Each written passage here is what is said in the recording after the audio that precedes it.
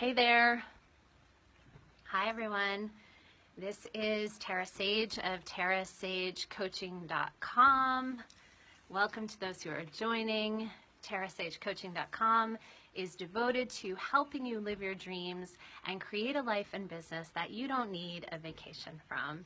And I want to extend a great big warm welcome to those who watch here live that are joining me now. Welcome, welcome.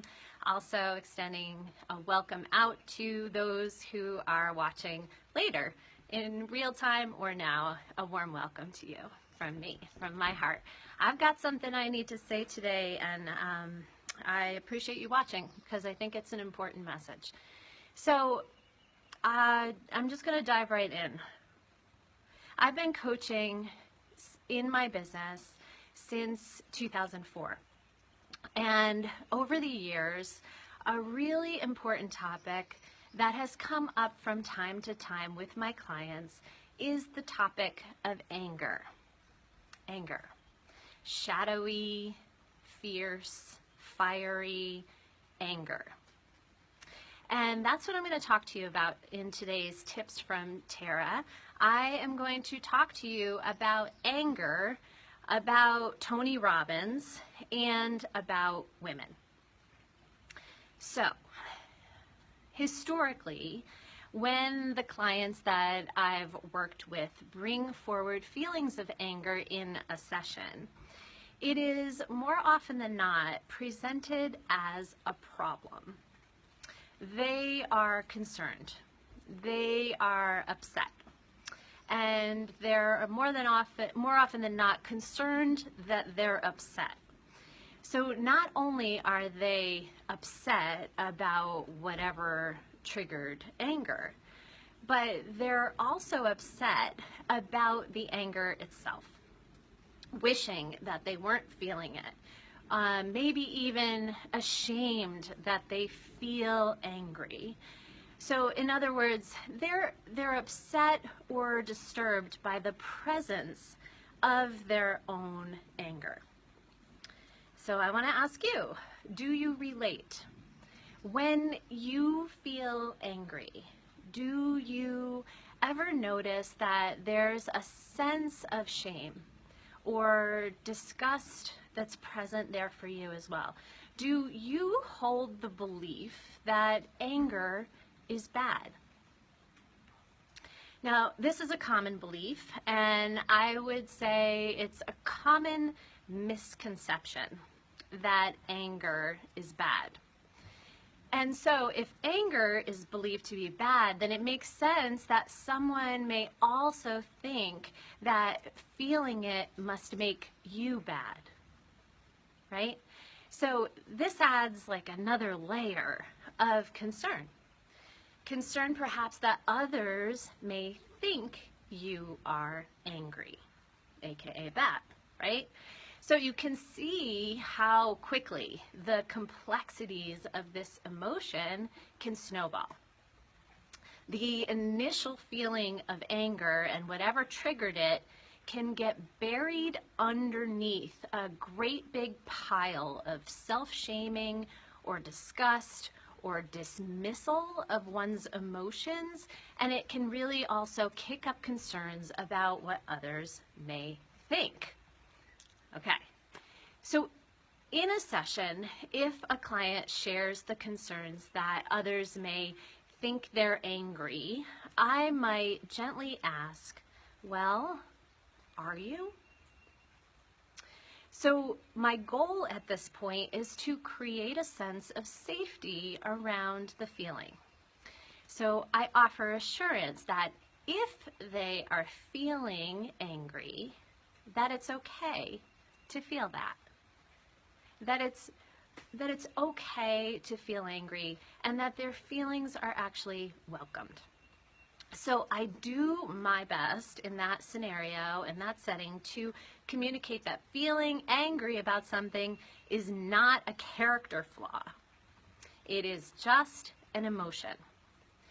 That it's okay to feel anger, and that it's allowed, that it can even hold some golden nuggets of wisdom for them.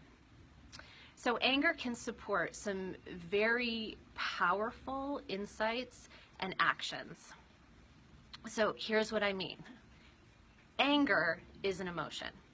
It is a natural emotion on the spectrum of emotions that human beings feel. It is a valid emotion. It is a way that your emotional guidance system wisely alerts you, right? It says, this is not okay with me.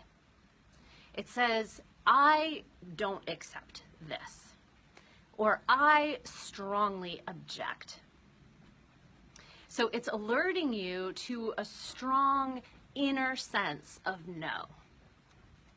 And in that no, there's an uber important information there, all of these pieces of information that are there to be mined.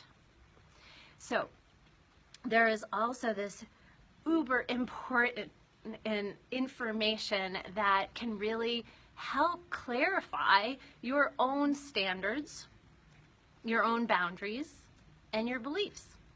Is this making sense? Give a thumbs up if this is making sense to you. So let's take this further with a very important distinction between anger and aggression. So anger, as I said, is a feeling. Aggression is an act. Now, too often, anger gets demonized and thrown in to the same camp with aggression. And oddly enough, in a recent video recording, coaching master seems to have confused the two. I think I got disconnected for a moment, so let me repeat that. Coaching master Tony Robbins seems to have confused the two, confused anger and aggression.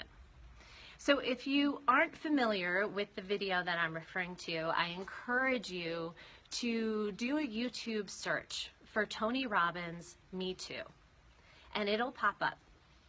I encourage you to review it for yourself and make your own assessment about what was happening there. It's a very interesting dynamic playing out. Okay, so anger is a feeling. It's a powerful one. And I want you to consider this, that just under the surface of anger are feelings of powerlessness. Have you ever noticed that when you're angry, there's also this underlying sense of powerlessness that's present? And in that sense of powerlessness, there are likely also feelings of hurt or loss or fear of getting hurt or experiencing loss. So let's look at what to do with anger once this feeling is activated. When the feeling of anger is activated, we each have choices about what to do with the feeling, how to respond to the feeling. And it's important to note here that aggression is only one option for how to act or react to feelings of anger. And no doubt, aggression and acts of aggression can trigger even more anger, and it can prove to be very unproductive. Aggression can also risk hurting or abusing others, or perhaps even hurting or abusing yourself. So aggression is a negative expression of anger. On the other hand, a positive expression of anger can bring immense personal clarity. It can create breakthroughs in relationships. It can raise awareness levels of respectful boundaries, and it can lead to expanding levels of compassion and understanding. All good stuff. Now let's add to that positive expressions of anger are the jet fuel of purpose-driven action and mission-driven movements, like the Me Too movement and Black Lives Matter.